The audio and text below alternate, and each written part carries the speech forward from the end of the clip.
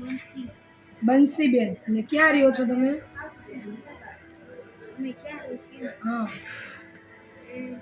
રોકડિયા હનુમાનનું મંદિર છે ને મોટું, હા ગરબી થાય ત્યાં આમેની ગરબી ધોરાજી. ધોરાજીમાં. હા અને કેટલું ભણી છો તું? 9. 9. અત્યારે શું તકલીફ થાય છે? અત્યારે મને ખેંચ આવે છે, મગજની તકલીફ છે. દવા ચાલુ છે કોઈની? દવા ચાલુ છે. હા. શું તકલીફ છે?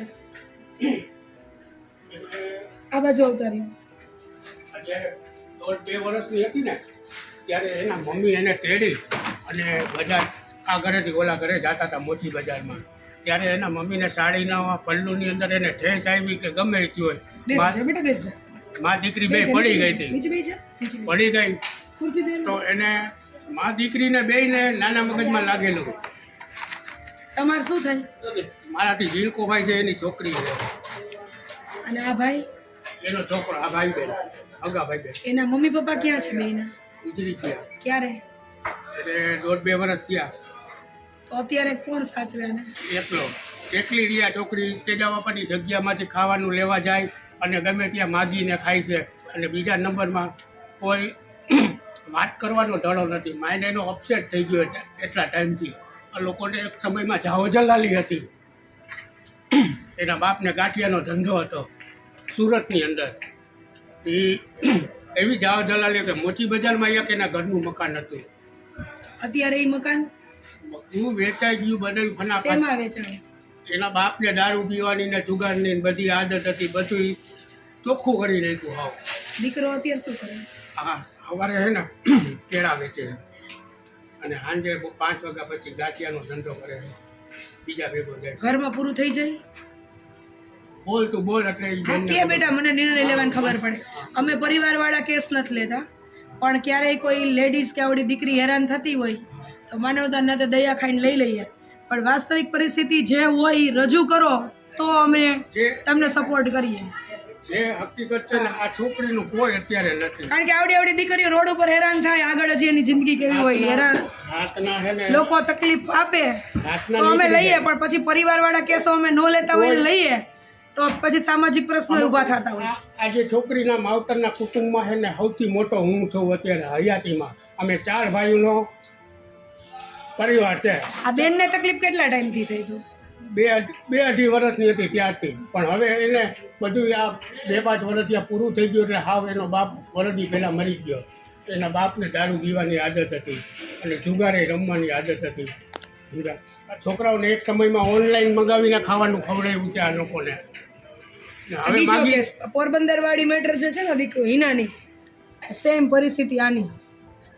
ઓનલાઈન હિનાની એના પપ્પાએ જાહો જલાલીમાં રાખી. એ કહેતા હતા તે દિવસે એના કાકા જતા હું પોરબંદર, તમે નહોતા આવ્યા, પણ એ જ કહેતા હતા કે એને આમ ખાટલેથી પાટલે છોકરીઓને ખવડાવી ભણાવી, પણ જ્યારે આ બધી વસ્તુ થઈ ને પછી આ માનસિક સ્થિરતા એની ઇમ્બેલેન્સ થઈ ગઈ. આ છોકરો બહુ તું બોલ યાર એટલે આ બેન બોલ તું જો તો મને વાસ્તવિક ખબર પડે ને. કાઈ ન આવે તું બોલીને બતાવ. કે તું તારે વાંધો નહીં, જે તકલીફ તમારી હોય ને આ બાજુ હોય અને તું ગભરામાં બે આવા પીવાનું બનાવે છે બેન કે પછી બાકી કાઈ બેન કાઈ ઘરમાં હોય નહીં. રાતના ચા ચોરવા જાવ છું, દિવસના ચા લેવા જાવ. પેલે આપણે જગ્યામાં લેવા જઈએ. કાઈ ખાવાનું ન હોય. એક ભૂખ લાગે તો શું કરતું પછી? કાઈ નહીં. અહીં મારે ભેગું રહેવું છે. અહીંયા સરસ જો આપણે જમવાનું બનાવશું, હાથે જો બનાવે છે ને બાવા ચૂલે પછી રસોઈ બનાવતા આવડે છે. અને જમવાનું તને શું શું બનાવતા આવડે છે?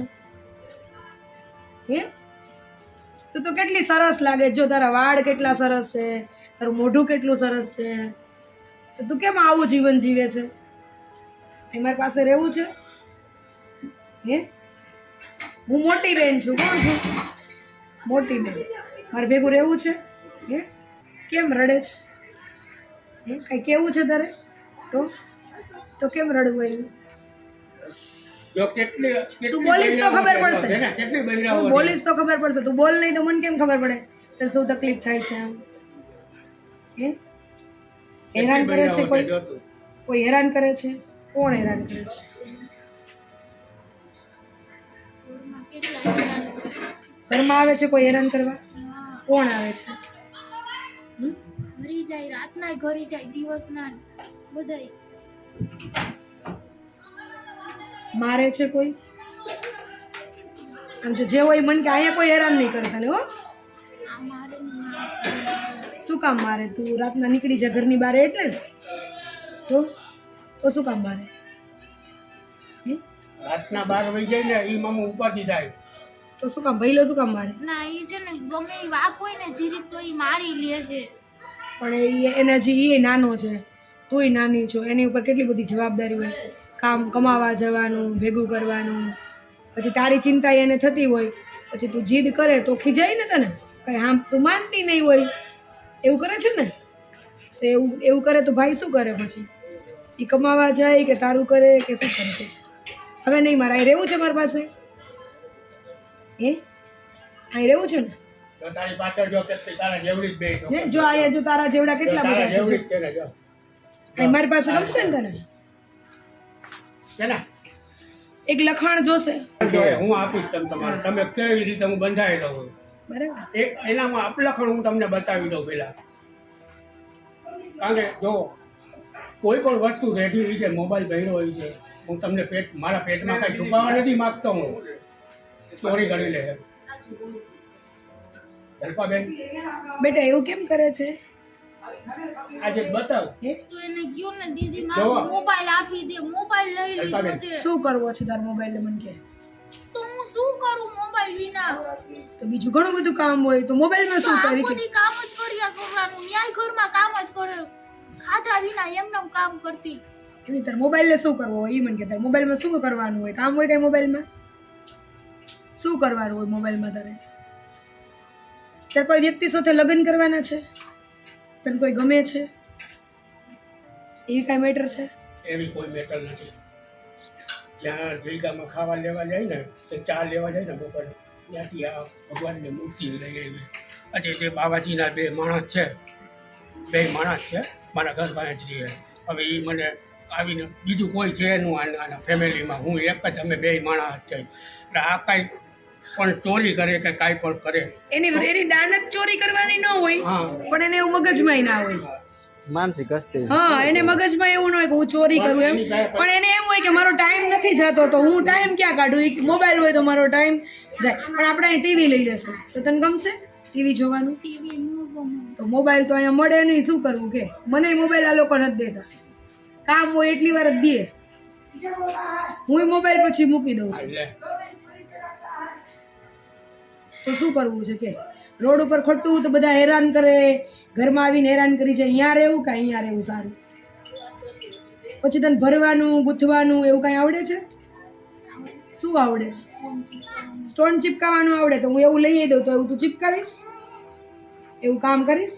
કામ કરવાનું, ટીવી જોવાનું હોય, ગરબા રમવાના, બધા વાતો કરવાની, પછી રસોઈ કરવાની. હજી તું કેટલી નાની છો, ખાલી મોબાઈલ જ દુનિયા નથી આપણી. અત્યારે વાળ તો બહુ સરસ કપાવ્યા. ક્યાં કપાવ્યા? હાથે કાપ્યા છે? તો તને બ્યુટી પાર્લરનું સરસ આવડતું હશે. મહેંદી કરતા આવડે છે? તો શું આપણે અહીં બધે મહેંદી કેટલાય મૂકવાની? રક્ષાબા બતાવો તો કેમ ગયા જલપાબેન? હા, તમારા ધોરાજીના જ છે. લ્યો તારી હા તું આને છે ને ભાઈ કાંઈ વાંધો નથી, મેન્ટલી ડિપ્રેશનમાં છે, એકલી પડી ગઈ છે. એટલે ત્રણ બાઈ તો મળી ગયા, હું એક જ છું. ખરેખર તમારો ફોન હતો થોડીક વાર પહેલા, મેં તો ઘણી વાર અહીંયા ફોન કર્યા છે. પણ અમે પરિવારવાળા નથી લેતા ને, એટલે અમે હવે નિસિસ્ટમ કરી નાખી પરિવારવાળા કેસને રૂબરૂ મળવા આવવાનું. એટલે વાસ્તવિકતાની આપણને ખબર પડે. ફોનમાં વર્ણન કરે એ કાંઈક હોય, વાસ્તવિકતા કાંઈક નીકળે. પછી આનો પરિવાર નીકળે ને એની પ્રોપર્ટી નીકળે ને આપણે વાહે લમણા પરિવાર નામે ખતમ થઈ ગયું બધું. ઓલો જે ખરેખર જરૂરિયાતવાળા હોય ને તો રૂબરૂ આવે એટલે આમ બેહીને ચોખ્ખું થઈ જાય કે આજે સમજી લ્યો કે ત્રણ ભાઈઓ ગુજરી ગયા છે, હું એક જ વૈધો હોઉં. તમારે દીકરા દીકરીઓ છે? બે પહેણી ગયા છે. મેં અમારી 61 વર્ષની ઉંમરમાં કોઈ દી કોઈનું ખોટું નથી કર્યું. કાંઈ વાંધો નહીં, છાના રહી જાઓ. પાણી ભરી દે. કોઈ દી નહીં. હાલ હવે તમે હાથ પગ મોઢું ધોઈ લ્યો, જમી લ્યો બધાય, અને ભલે વાંધો નહીં મૂકી જાઓ. મને 2-4 દિવસમાં લખાણ પહોંચાડી દેજો. બધું હું કરી દઈશ. તમારે હું મારી પૂરેપૂરી અને તમને બેને મળવા દઈશ. હા પછી મામા ને માસીઓ ને ફઈઓ ને કોઈને હું મળવા દઈશ. દવા દવા લઈ લે તો જ લેવાની બેટા. હા, ના જરૂર પડે તો નહીં લેવાની. બાકી નહીં. તો એક વસ્તુ શું છે કે જ્યારે આટાવાળી વસ્તુ કોઈ બી ખાય કે જલેબી છે, ખમણ ઢોકળા છે, એવી વસ્તુ ખાય કે આથું છે, સેજ 1 મિનિટ 1 સેકન્ડ પૂરતી એને ઝટકી આવશે, કાંઈ વાંધો નહીં. આંચકી આવશે. એના જૂના રિપોર્ટ્સ બધા મોકલી દેજો જે કરેલા હા, હશે એ જેટલા હોય એટલા મોકલી દેજો. એટલે એક વખત એવું હોય છે તમે ચેકઅપ કરી લો, કારણ કે આનું કરાવવાનું છે, એને આંચકીની પ્રોબ્લેમ છે, આનું આરામ થઈ જશે. હવે આવડી આવડી દીકરીની જિંદગી ભગવાને કેવડી દીધી હોય ત્યાં સુધી રોડ ઉપર રખડવાનું, લોકો એને તકલીફ આપે, હેરાન કરે, અરે સમજતા હોય છતાં હેરાન થવાનું. કયો હાવ અણસમજવું હોય એને તો ઠીક છે, અલગ વાત છે.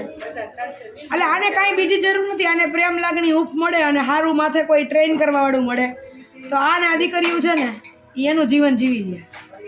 આપણે મહેંદી મને સરસ મૂકી દેવા નીચે બધા અંતરે. હો હું કોણ લઈશ બંસી. અને આમે કુદરતે કાલે જ કોઈક લાઈવમાં કહેતું હતું કે જલબાબેન તમારી દીકરી લેણા દેણ્યું છે એટલે રોજ ભગવાન એક એક દે.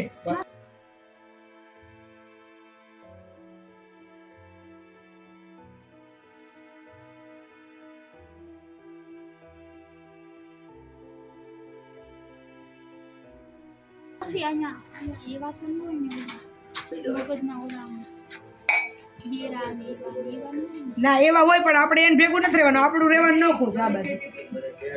હો હું ગઈ હતી ને આશ્રમમાં ને એવા હતા. કી આશ્રમમાં? આંખ વગરના હતા. ધાંજેડા ચોકડી. જુનાગઢ ધાંજેડા ચોકડી. તો ત્યાંથી પછી ભાગી ગઈ હતી ના, ને એ લોકોએ કાઢી મૂકી. કેમ? તું હું કરતી હતી તો કાઢી મૂકી પૂછ કે શું કર્યું? એ હું કર્યું તું તો તને કાઢી મૂકી. હા, હું કર્યું? જલપાબેનને ખબર પડે ને એમ. શું કર્યું હતું? કેમ? હું બોલી જેના કરતા તું બોલી જા. કાંઈ વાત. શું કર્યું હતું બેટા? ચોરી કરી. શેની? સાબુની. એવું ન કરે, જોતું હોય તો માગી લેવાનું. હો તાર જે જોઈએ ને એ કહેવાનું કે મારે આ જોઈએ છે. ચોરી શું કામ કરવી પડે? શું કામ કરવી? એ મને કે તાર જોતું તું દેતા નહોતા એટલે અહીંયા તારે જે જોઈએ ને એ માગવાનું તને આપશે.